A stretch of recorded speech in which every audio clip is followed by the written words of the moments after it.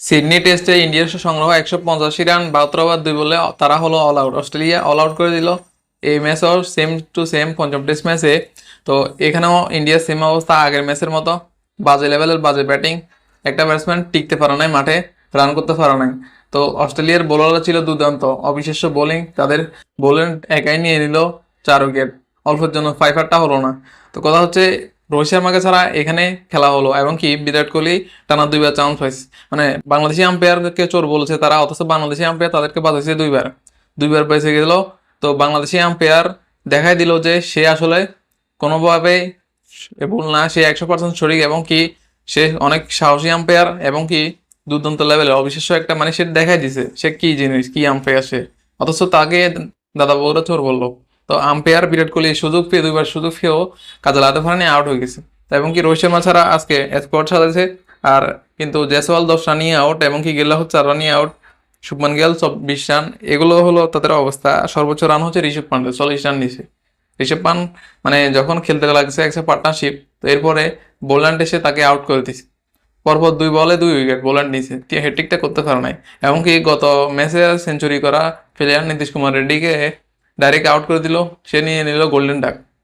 তো অল্পের জন্য হ্যাট্রিকটা হলো না, নীতিশ কুমার রেড্ডি নিয়ে নিল এবার ম্যাচে গোল্ডেন ডাক। ইম্পর্টেন্ট একটা ম্যাচ, মানে এই ম্যাচটা মান সম্মান বাঁচানোর জন্য ইন্ডিয়া খেলতেছে। এর আগে তো টানা 2বার পর পর ম্যাচ হেরে গেছে, সেখানে এই ম্যাচটা মানে পারলো না ইন্ডিয়া। আসলে কিং আর কিং নাই, Virat Kohli king is dead হয়ে গেল, কিং ডেড হয়ে গেল, কিং আর কিং নাই, কিং হারিয়ে গেছে, এমনকি রোহিত শর্মা হারিয়ে গেছে, এমনকি তাদের অবসর নেওয়ার সময় হয়ে গেছে।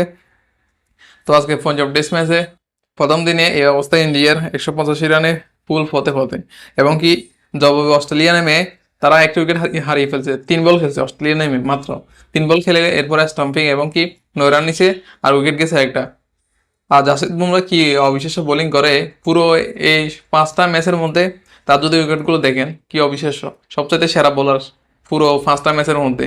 এবং সে এখন এই প্রথম ইনিংসে মানে অস্ট্রেলিয়ার ব্যাটিংয়ে নামছে, 3 বল খেয়েছে, 3 বলের পর তার স্টাম্পিং হয়েছে, তো 3 বলতে 1 বল উইকেট উইকেট পেয়ে গেল। মানে সে কি অবিশ্বাস্য, চিন্তা করেন।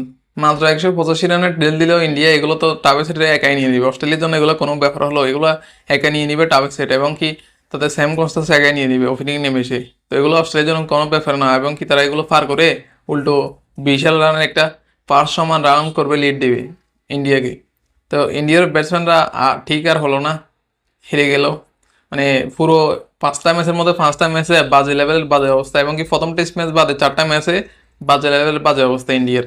তো এখানেও সেম অবস্থা, আসছে আর গেছে, আসছে আর গেছে, এছাড়া আর কোনো কাজ নেই, একটা ব্যাটসম্যান টিকতে পারে নাই। এবং কি লাস্ট পর্যায়ে জাসপ্রীত বুমরাহ কিন্তু দুর্দান্ত একটা ব্যাটিং করছে, শেষ পর্যায়ে গিয়ে এসে 22 রান নিছে, এবং 6 ম্যাচে একটা, 4 ম্যাচে 3টা, কি দুর্দান্ত ব্যাটিং তার জাসপ্রীত বুমরাহ। তো এই হলো ইন্ডিয়ার অবস্থা, মনে হচ্ছে এই ম্যাচে হারবে।